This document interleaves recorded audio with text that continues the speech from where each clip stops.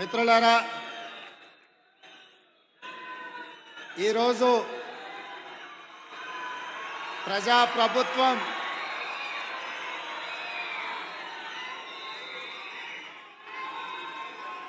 వేలాది మంది ఉపాధ్యాయులతో ఈ ఎల్బీ స్టేడియంలో ఆత్మీయ సమ్మేళనం ఏర్పాటు చేసి మొన్న డిసెంబర్లో జరిగిన ఎన్నికలలో మా పార్టీ మా ప్రభుత్వం ఏర్పడడానికి సాయశక్తుల సహకరించిన ఉపాధ్యాయులు అందరినీ కలవాలని ఒక ఆత్మీయ సమ్మేళనం ఏర్పాటు చేయాలని పెద్దలు ప్రొఫెసర్ కోదండరామ్ గారితో మాట్లాడి ఉపాధ్యాయ సంఘాలతో సంప్రదించి ఎల్బీ స్టేడియంలో మేము పదవీ బాధ్యతలు తీసుకున్నామో అదే ఎల్బీ స్టేడియంలో ఉపాధ్యాయులతో ఆత్మీయ సమ్మేళనం ఏర్పాటు చేయండి అని చెప్పి మా అధికారులకు కోదండరామ్ గారికి విజ్ఞప్తి చేయడం జరిగింది. ఈరోజు ఆత్మీయ సమ్మేళనంలో భాగంగా వేదిక మీద మా మంత్రివర్యులు పొన్నం ప్రభాకర్ గారు, మా సహచర శాసనసభ్యులు, ప్రభుత్వ సలహాదారులు, తెలంగాణ చీఫ్ సెక్రటరీ గారితో పాటు విద్యాశాఖకు సంబంధించిన అధికారులు, వివిధ ప్రజాప్రతినిధులు తెలంగాణలో దాదాపుగా 30,000 పాఠశాలలో ఉన్న ఉపాధ్యాయులు అందరూ కూడా వేలాదిగా తరలి వచ్చి ఈ ఆత్మీయ సమ్మేళనంలో పాల్గొన్నందుకు మీకు అందరికీ మనస్ఫూర్తిగా ధన్యవాదాలు, కృతజ్ఞతలు.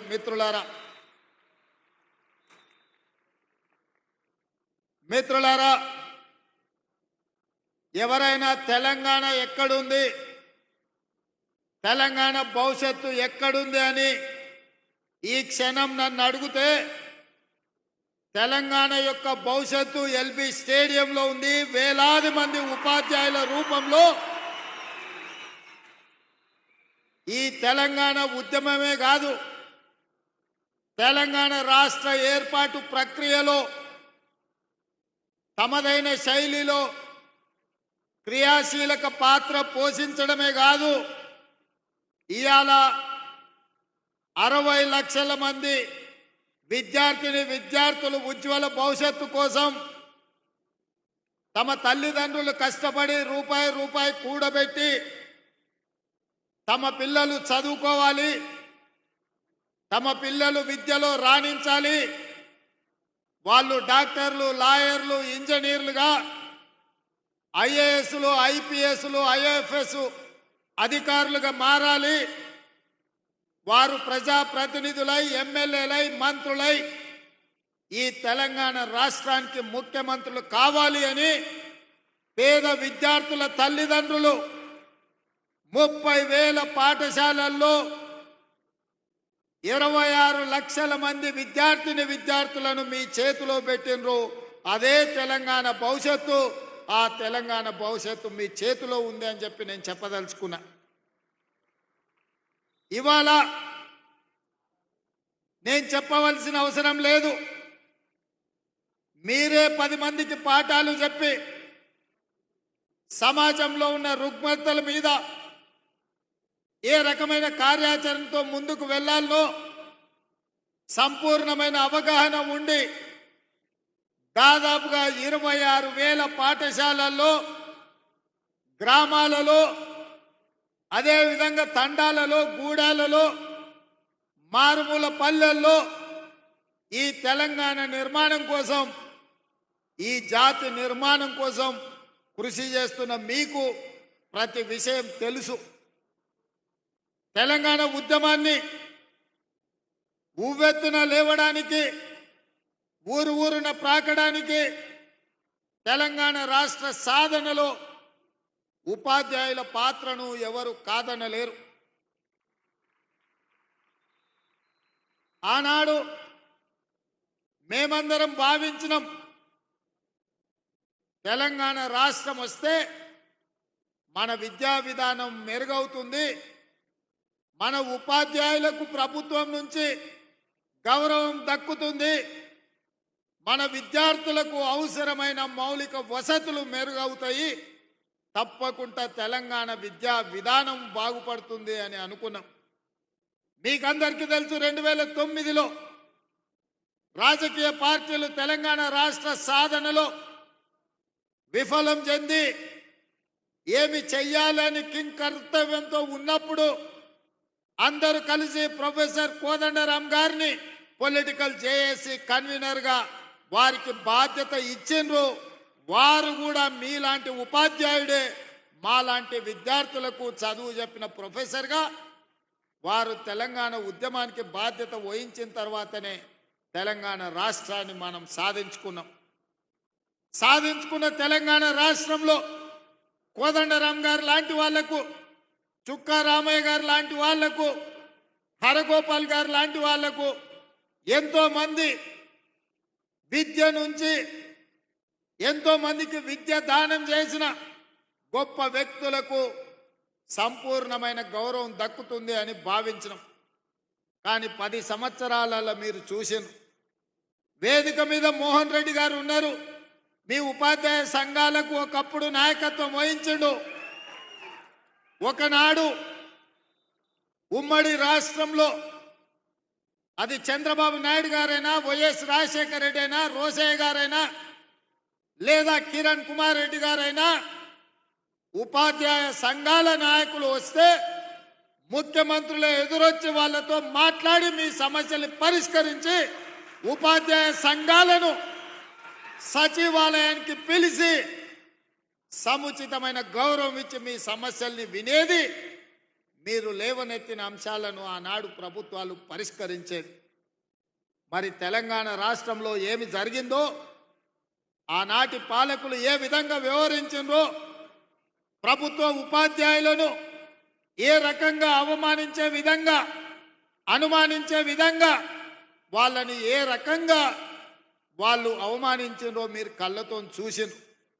అందుకే నేను ముఖ్యమంత్రిగా బాధ్యత చేపట్టిన తర్వాత బడ్జెట్కు సంబంధించి విద్యకు ప్రాధాన్యత ఉండాలి, పేదవాడు చదువుకున్నప్పుడే తెలంగాణ బాగుపడుతుంది, తెలంగాణ యొక్క లక్ష్యం, తెలంగాణ రాష్ట్రం యొక్క సాధన ప్రజలకు చేరుతుంది అని చెప్పి 7.3% ఈసారి విద్యకు 21,000 కోట్ల పైగా ఈరోజు విద్యకు నిధులు కేటాయించడం జరిగింది. వాస్తవంగా 10% అంటే దాదాపుగా 30,000 కోట్ల రూపాయలైనా కేటాయించాలని అన్ని లెక్కలేసినాం. కానీ ప్రభుత్వం ఇంతకు ముందే ఇచ్చిన హామీలు, చేయవలసిన పనులు, చేపట్టవలసిన బాధ్యతలతో 10% నిధులు ఇవ్వాలనుకున్నా వీలు కాకపోతే 7.3%తో 21,000 కోట్ల పైగా ఈరోజు విద్యాశాఖకు నిధులు కేటాయించడం జరిగింది. ఈరోజు నేను మీ ద్వారా ఒకే ఒక మాట అడగదలుచుకున్నా, చెప్పదలుచుకున్నా. రేపటి తెలంగాణ భవిష్యత్తు మీ చేతుల్లో ఉంది. కొన్ని వాస్తవాలను కూడా ఈరోజు మనం మాట్లాడుకోవాలి. తెలంగాణ రాష్ట్రంలో 40,000 పైచిలకు పాఠశాలలుంటే ప్రభుత్వ ఆధీనంలో 30,000 పాఠశాలలు ప్రభుత్వ ఆధీనంలో ఉన్నాయి. 30,000 పాఠశాలలో 26 లక్షల మంది విద్యార్థులు ఉన్నారు. కానీ అదే ప్రైవేట్లో 10,000 పాఠశాలలుంటే 33 లక్షల మంది విద్యార్థులు ఈరోజు ప్రైవేటు పాఠశాలల్లో చదువుకుంటున్నారు. నేను ఈరోజు ఈ ఆత్మీయ సమ్మేళనంలో మా ఉపాధ్యాయులను నేను ఒకటే అడుగుతున్నా, ప్రైవేటు పాఠశాలల్లో మీకంటే గొప్పగా చదువుకున్నోళ్ళు, మీకంటే ఎక్కువ చదువుకున్నోళ్ళు టీచర్లు ఉన్నారా? ఒక్కసారి ఆలోచన చేయండి. ఇవాళ మీలో ఎంఏ బిఎడ్ చదువుకున్నోళ్ళు, లేదా డాక్టరేట్లు చేసిన వాళ్ళు, ఉన్నత చదువులు చదువుకున్నోళ్ళు మీలో ఉన్నారు, ఉపాధ్యాయులుగా ఉన్నారు. కానీ అదే ప్రైవేట్ పాఠశాలల్లో ఇంటర్ పాస్ అయ్యో డిగ్రీ ఫెయిల్ అయ్యో మీలో సగం చదువు లేని వాళ్ళు ఇవాళ ప్రైవేట్ పాఠశాలల్లో పాఠాలు చెప్తున్నారు. మరి 10,000 పాఠశాలల్లో 33 లక్షల మంది విద్యార్థులు అక్కడుంటే 30,000 పాఠశాలల్లో 26 లక్షల మంది విద్యార్థులు ఇవాళ మన ప్రభుత్వ పాఠశాలల్లో ఉన్నారు. అంటే ఎక్కడో ఒక లోపం ఉన్నది. ఆ లోపం పాలకులైన మా వైపు నుంచి కూడా ఉండొచ్చు. నేను టీచర్లను బ్లేమ్ చేయదలుచుకోలేదు. ప్రభుత్వం సరైన విధంగా నిర్వహించకపోవడం, మౌలిక వసతులు ఏర్పాటు చేయకపోవడం, కనీసం పాఠశాలల్లో ఊడవడానికో తూడవడానికో, కనీసం టీచర్లకు తాగడానికి మంచినీళ్ళు ఇవ్వడానికి పారిశుద్ధ్య కార్మికులు లేకపోవడం కూడా కావచ్చు. ప్రభుత్వ పాఠశాలల గ్రామాలలో ఉండే ప్రజాప్రతినిధులు ఎండాకాలం సెలవులు వస్తే బర్ల కొట్టంగా మార్చి ప్రభుత్వ పాఠశాలల బర్రెల్ని కట్టేసే పరిస్థితులు కూడా గ్రామాలలో ఉన్నాయి. కనీసం ఆడపిల్లలు లేదా మహిళా టీచర్లు స్కూల్కి వస్తే పొద్దు నుంచి సాయంత్రం వరకు ఉంటే కనీసం టాయిలెట్స్ వసతి కూడా ప్రభుత్వాలు కల్పించకపోవడం కూడా ఒక కారణం అయి ఉండొచ్చు. ఇవాళ ఆడపిల్లలు చదువుకోవాలి అంటే మగపిల్లలకి ఏదైనా వెసులుబాటు ఉండొచ్చు. కానీ ఇవాళ ఆడబిడ్డలైన టీచర్లకు కానీ విద్యార్థులకు పాఠశాలల కనీస మౌలిక వసతులు లేకపోవడం కూడా ఒక కారణం అయి ఉండొచ్చని నేను ఈరోజు భావిస్తున్నా. కనీసం పాఠశాలల్లో టీచర్లకు మంచినీళ్ళు ఇవ్వడానికో, పాఠశాలను ఊడవడానికో కూడా చిన్న చిన్న పారిశుద్ధ్య కార్మికులు లేకపోవడం కూడా ఇవాళ మనం ఆలోచన చేయాల్సిన అవసరం ఉన్నది మిత్రులారా. అందుకే ఈరోజు ఈ ప్రభుత్వం స్పష్టంగా పాఠాలు చెప్పే టీచర్లకు గత 10 సంవత్సరాలలో నాకు తెలిసి ఏనాడు కూడా 1వ తారీఖు నాడు జీతాలు ఇచ్చిన సందర్భం లేదని నేను భావిస్తున్నా.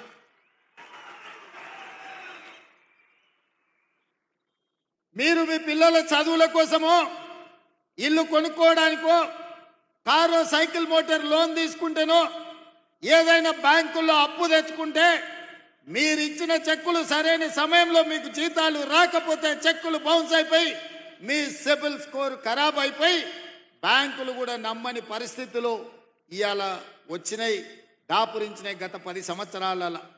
అందుకే నేను ఆలోచన చేసిన మొట్టమొదట ప్రభుత్వం ఒక యజమాని, ఆ యజమాని పరిధిలో పనిచేసే దాదాపుగా 5 లక్షల మంది ఉద్యోగులకు తమ యజమాని మీద విశ్వాసం ఉండాలి, తమ యజమాని మీద నమ్మకం ఉండాలి. ఆ నమ్మకం ఏంది అంటే మా యజమాని నాకు భద్రత కల్పిస్తాడు, మా యజమాని నాకు 1వ తారీఖు నాడు జీతం వస్తాడు, మా యజమాని నాకు కష్టం వస్తే నేను చెప్పుకుంటే చెప్పడానికి అవకాశం ఇస్తాడు, మా యజమాని నన్ను కలుస్తాడు, నా బాధ వింటాడు అన్న విశ్వాసం యజమాని మీద ఉన్నప్పుడు ఆ ఉద్యోగి తప్పకుండా ఒళ్ళు దాచుకోకుండా పనిచేస్తాడు, యజమాని అభ్యున్నతి కోసం పాటుపడతాడు. కానీ విచిత్రం, ఉమ్మడి రాష్ట్రానికంటే తెలంగాణ రాష్ట్రం వచ్చిన తర్వాత ఉద్యోగుల యొక్క పరిస్థితులు దిగజారినాయి. ఇది వాస్తవం, ఇది నిజం, కఠోరమైన మనం ఈరోజు మాట్లాడుకోవాల్సిన పరిస్థితి. అందుకే ఈరోజు వేదిక మీద నర్సిరెడ్డి గారు, రఘుత్తం రెడ్డి గారు మీ ఎమ్మెల్సీలు ఉండ్రు. 10 సార్లు ఈ 6 నెలల 10 సార్ల కంటే ఎక్కువనే నా దగ్గరికి సమస్యల మీద వచ్చిండ్రు. ఏవిఎన్ రెడ్డి గారు ఉన్నారు, మీ ఉద్యోగ ఎమ్మెల్సీలు, టీచర్ కమ్యూనిటీ నుంచి వచ్చిన ఎమ్మెల్సీలు ఏ సమస్యలు తీసుకొచ్చినా అక్కడికక్కడ అధికారులను పిలిచి మాట్లాడిన. భిన్న అభిప్రాయాలు ఉండొచ్చు, రాజకీయంగా మా ఆలోచనలు వేరుండొచ్చు, కానీ వాళ్ళు తీసుకొచ్చిన రిప్రజెంటేషన్ మీలాంటి వేలాది మంది ఉపాధ్యాయుల సమస్యలు కాబట్టి వాళ్ళతోని కూర్చోబెట్టి మాట్లాడినాం, వాటిని పరిష్కరించాలన్న ప్రయత్నం చేసినాం. మా హర్షవర్ధన్ ఎప్పుడు కలిసినా ఏదో ఒకటి 317 జీవో కావచ్చు, ఉద్యోగ బదిలీలు కావచ్చు, మీ జీతభత్యాల సమస్యలు కావచ్చు, ఏదో ఒక సమస్య కోసం ఎప్పుడు వస్తూనే ఉంటాడు, అడుగుతూనే ఉంటాడు. అందుకే మీ అందరినీ కలుసుకోలేకపోయినా మీ ప్రతినిధులను కలిసి మీ ప్రతినిధులు చెప్పే సమస్యల్ని విని భాషా పండిట్లకు దాదాపుగా 20 సంవత్సరాల నుంచి ప్రమోషన్లు లేవు. మిగతా వాళ్ళకు కూడా 10 నుంచి 15 ఏళ్ల నుంచి ప్రమోషన్లు లేవు. పెద్దలు కోదండరామ్ గారు చెప్పినట్టు మా జీవిత కాలంలో ఒక్క ప్రమోషన్ అయినా చూస్తామా, చూడకుంటేనే రిటైర్ అయిపోతామని ఆవేదన చెందుతున్నారని నా దృష్టికి తెచ్చింది. బదిలీల విషయం మీకు తెలుసు. టీచర్లను ముట్టుకోవాలంటే ఎవరైనా భయపడతారు. తేనెటీగల గురించి మీకు తెలుసు కదా. తేనెటీగలు ఎవరి జోలికి పోవు, వాటంతటా అవి ఉంటాయి. కానీ వాటి మీద ఎవరైనా రాయేస్తే ఏం జరుగుద్దో మీకు అందరికీ తెలుసు. అట్లనే టీచర్లు కూడా వాళ్ళ పాటికి వాళ్ళు జాగ్రత్తగా ఉంటారు. వాళ్ళని ఎవరైనా గులకరాయితో కొడితే వాళ్ళందరూ తేనెటీగలుగా మూకుమ్మడిగా ఏకదాటిన ఎవరి పనైనా చేస్తారని నేను సంపూర్ణంగా నమ్ముతా.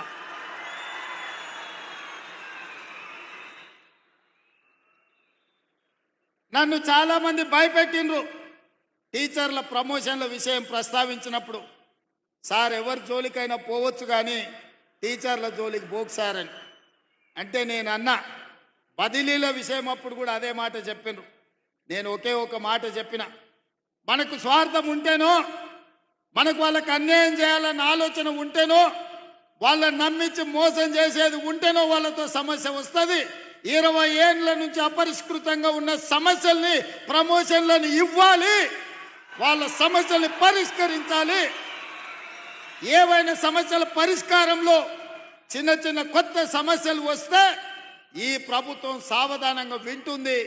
ఈ ప్రభుత్వం ఆ సమస్యలను కూడా పరిష్కరిస్తుంది. నా చిత్తశుద్ధిలో, నా ప్రయత్నంలో లోపం లేనప్పుడు తప్పకుండా టీచర్లు అర్థం చేసుకుంటారు, ఆ టీచర్లు సహకరిస్తారని చెప్పిన. మా అధికారులను అందరినీ, బుర్రా వెంకటేశ్వరం గారిని, దేవసేన గారిని, మిగతా అధికారులందరినీ పిలిచి చెప్పిన, మీరు అందుబాటులో ఉండండి, ఎవరు వచ్చినా మాట్లాడండి, మనం ఏ మంచి లక్ష్యం కోసమో వాళ్ళ కోసమే చేస్తున్న ప్రయత్నాన్ని వాళ్ళకి వివరించండి అని చెప్పిన. ఆ ప్రయత్నం విజయవంతమైంది. ఇవాళ దాదాపుగా 24,000 మంది టీచర్లకు, అదేవిధంగా గురుకులాలతో మొదలు పెడితే 30,000 మంది టీచర్లకు పైగా ఈరోజు ప్రమోషన్లు ఇచ్చినాం. 35,000 మందికి పైగా బదిలీలు చేసినాం. అందుకే ధైర్యంగా ఈరోజు వేలాది మంది టీచర్ల మధ్యలో ఈ రాష్ట్ర ముఖ్యమంత్రిగా ఎల్బీ స్టేడియంలో మీ కుటుంబ సభ్యుడిగా మీ దగ్గరకు వచ్చి నిలబడి ప్రతి నెల 1వ తారీఖు నాడు మీకు మీ జీతం మీ ఖాతాలో పడే బాధ్యత నాది, ఈ ప్రభుత్వం మీకు అండగా ఉంటుందని చెప్పడానికే ఇక్కడికి రావడం జరిగింది. ఇదే కాదు, మీ మంచి కోసం, మీ ప్రమోషన్ల కోసం, మీ బదిలీల కోసం ఈ ప్రభుత్వం చిత్తశుద్ధితో పనిచేసింది. ఇంకేమైనా చిన్న చిన్న సమస్యలు ఉంటే మా దృష్టికి తీసుకురండి, తప్పకుండా వాటిని కూడా పరిష్కరిస్తామని చెప్పి నేను ఈ సందర్భంగా తెలియజేయదలుచుకున్నా. అందుకే మిత్రులారా, ఈ ఆత్మీయ సమ్మేళనంలో రాజకీయం లేదు. ఈ ఆత్మీయ సమ్మేళనంలో ఏ రకమైన ప్రయోజనం ఆశించలేదు. ఒకే ఒక్క ఆలోచన, ఆశ, మీ చేతుల్లో ఈ తెలంగాణ భవిష్యత్తు ఉంది. ఇవాళ ఈ తెలంగాణ బలమైన తెలంగాణగా, అభివృద్ధి తెలంగాణగా, ఆర్థికంగా నిలదొక్కునే తెలంగాణగా మార్చాలి అంటే గ్రామీణ ప్రాంతాలలో, తండాలలో, గూడాలలో, మారుమూల పల్లెల్లో ఉన్న దళిత, ఆదివాసీ, గిరిజనుల, బీసీ పిల్లలు ఇవాళ చదువుకోవాలి. వాళ్లకు చదువు చెప్పి వాళ్ళని డాక్టర్లుగా, లాయర్లుగా, ఇంజనీర్లుగా, ఐఏఎస్, ఐపీఎస్లుగా తీర్చిదిద్దే బాధ్యత మీ మీద ఉంది.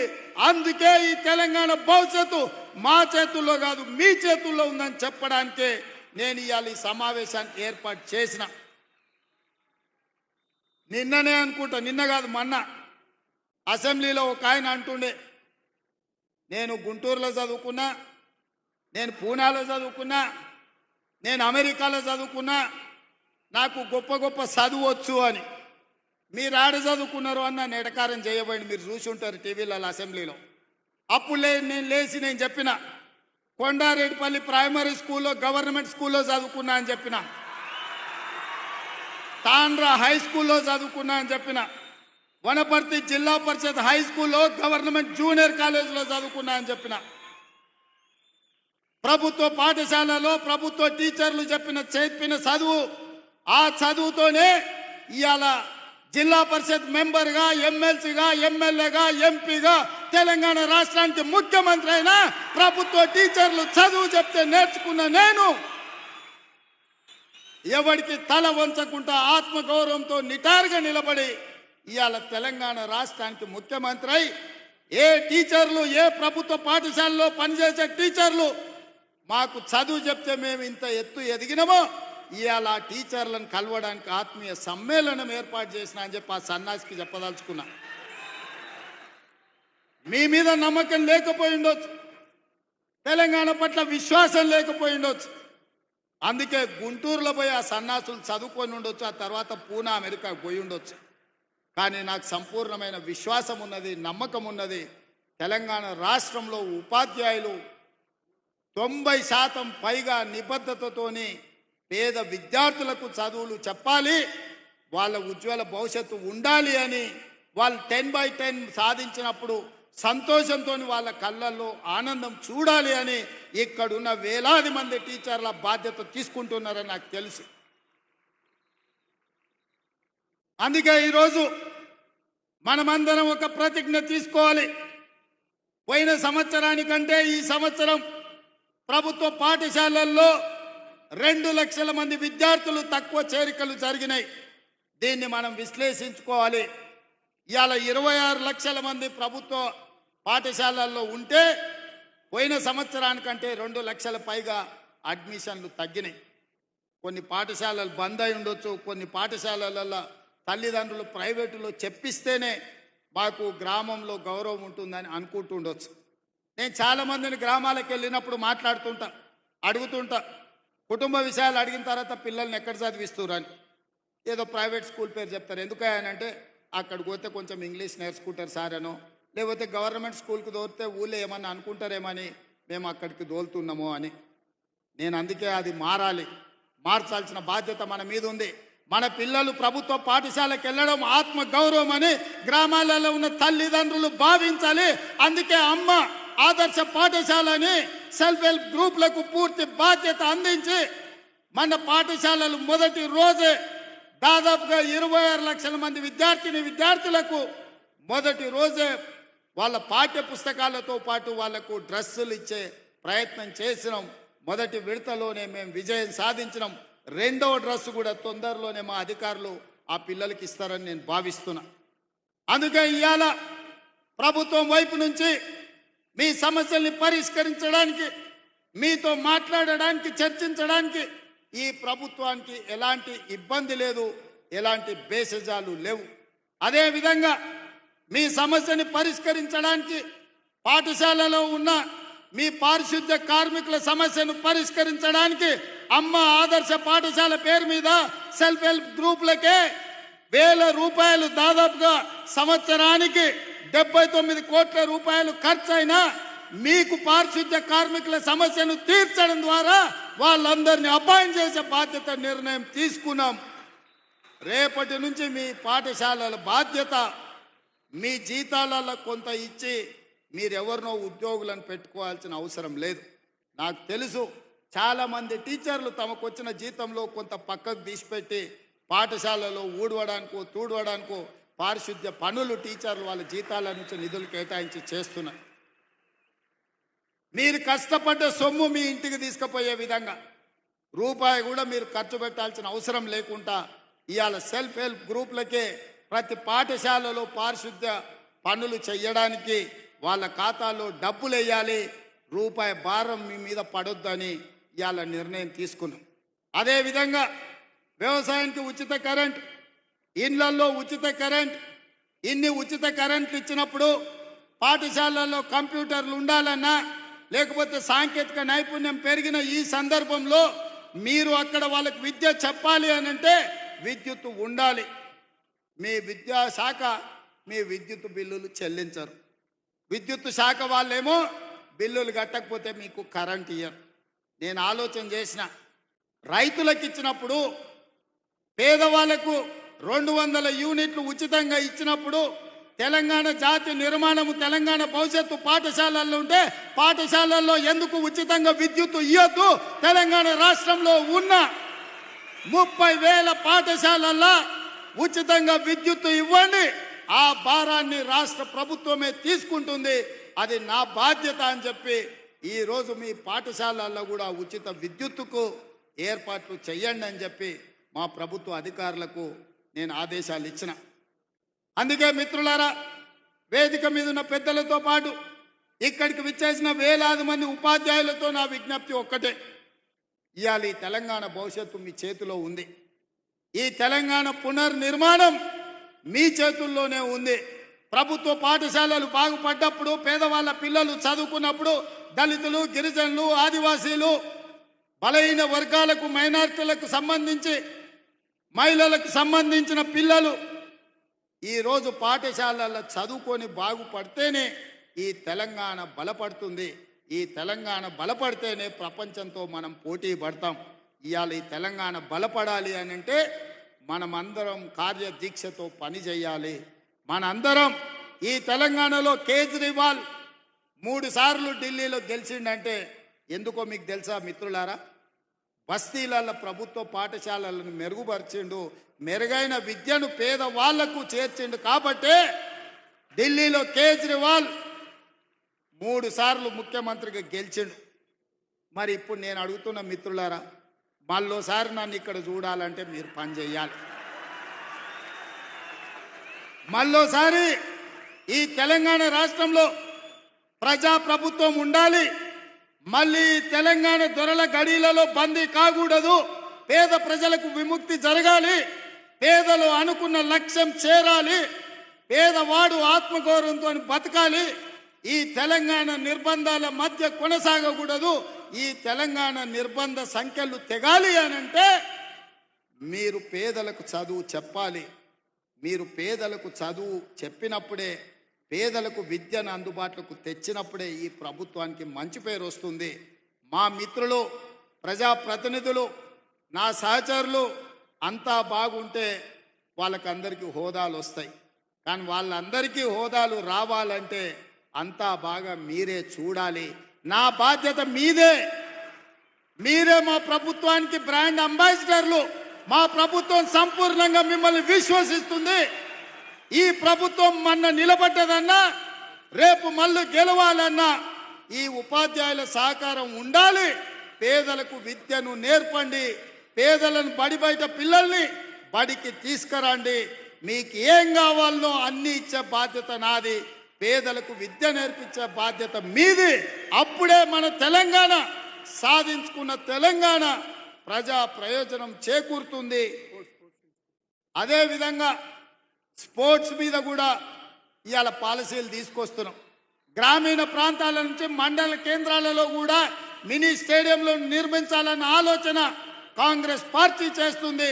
తప్పకుండా క్రీడల పట్ల విద్యార్థులను మళ్లించాలి. ఇవాళ నిన్న క్యాబినెట్లో నిఖత్ జరీన్కు, అదేవిధంగా సిరాజ్కు రూల్స్ అన్ని మినహాయింపునిచ్చి గ్రూప్ 1 డిఎస్పీ పోస్టులు క్రీడలలో రాణించినందుకు ఇచ్చినాం.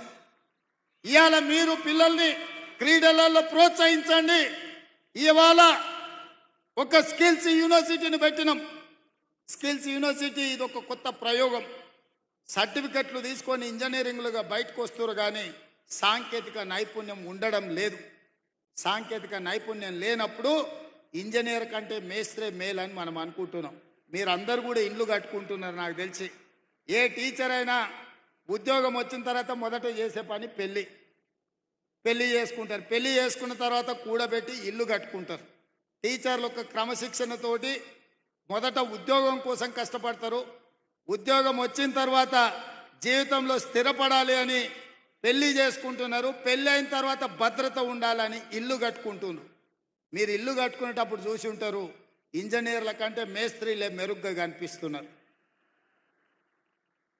వాళ్ళు ఇంజనీరింగ్ సర్టిఫికెట్ పట్టా పొందుతున్నారు, కానీ సాంకేతిక నైపుణ్యం ఉండడం లేదు. అందుకే ఆలోచన చేసి తెలంగాణలో 65 ఐటీఐలు ఉన్నాయి. ఈ 65 ఐటీఐలలో 30-40 సంవత్సరాల క్రితం ఇండస్ట్రియల్ ట్రైనింగ్ ఇన్స్టిట్యూట్గా మారి వాళ్ళకి ప్లంబర్ గాను, ఎలక్ట్రీషియన్ గాను, మెకానిక్ గాను రకరకాల ట్రైనింగ్లు 30-40 సంవత్సరాల క్రితం తయారు చేసిన సిలబస్ వాళ్ళకి నేర్పుతున్నారు. చదువుకున్న చదువుకు బయటకు వస్తే సంబంధం లేకుండా పోయింది. నేర్చింది ఒకటైతే అవసరం ఇంకొకటి. అందుకే ఆలోచన చేసి ముఖ్యమంత్రి అయిన తర్వాత రాష్ట్రంలో ఉన్న 65 ఐటీఐలను అన్నిటిని పరిశీలించి ఇవి ఏమాత్రం ఉపయోగం లేదు అని టాటా కంపెనీతో మాట్లాడి 2400 కోట్ల రూపాయలతోటి అందులో 86% అంటే దాదాపుగా 2100 కోట్లు టాటా సంస్థ కేటాయించింది. 316 కోట్లు తెలంగాణ రాష్ట్ర ప్రభుత్వం.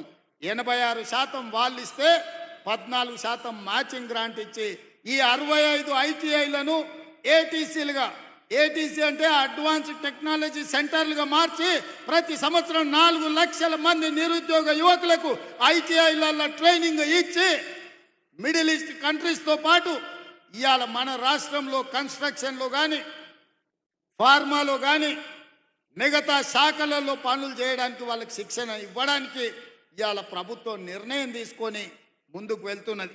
ఇదే కాదు, ఒకప్పుడు కాకతీయ ఉస్మానియా యూనివర్సిటీలతో పాటు ఆనాడు కాంగ్రెస్ పార్టీ మహబూబ్ నగర్లో, నల్గొండలో, కరీంనగర్లో, నిజామాబాద్లో, Palamuru university, Satavahana university, Mahatma Gandhi university ఇవాళ చాలా యూనివర్సిటీలను నెలకొల్పింది.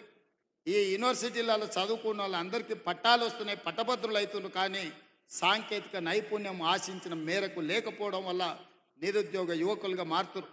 అందుకే ఆలోచన చేసి